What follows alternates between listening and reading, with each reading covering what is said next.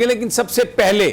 جو ضرورت ہے عوام کی معاملات کو بہتر کرنے کے لیے وہ ہے آزادی اظہار رائے، فریڈم آف ایکسپریشن، اور خبر کو روکنا نہیں چاہیے، اس لیے کہ اگر انفارمیشن آتی رہے تو لوگوں کو اطلاعات ملتی رہتی ہیں اور وہ فیصلہ کر سکتے ہیں کہ کس طرف انہوں نے جانا ہے۔ اور یہ حکومت اپنے ان ہتھ کنڈوں سے باز نہیں آئی اور آواز کو، فری آواز کو دبانے کی کوشش کر رہی ہے۔ اور میں سب سے پہلے جو ہماری سٹوری ہے وہ عمران ریاض ہمارے ساتھ ہیں،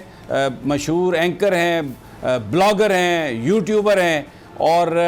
جرنلسٹ ہیں، بڑے سینئر، حق سچ کی بات کرتے ہیں، جو بھی گفتگو ہے ان کی اس میں he does not means his words, اور بالکل ایک بھرپور ان کی ایک پوزیشن ہے، کبھی انہوں نے اس پر کوئی کمپرومائز نہیں کیا، کبھی اس کو چھپانے کی کوشش نہیں کی۔ حکومت انہیں مسلسل دبانے کی کوشش کر رہی ہے، اور آج میں نے ان کے کچھ ٹویٹس دیکھے، ان کا جو اسلحہ تھا جو ان کے گارڈز کے پاس ہے اس کو بھی لینے کی کوشش کی جا رہی ہے یا لے لیا گیا، ابھی ہم ان سے پوچھیں گے۔ اس سے پہلے بھی پولیس ان کے گھر کے ارد گرد جو ہے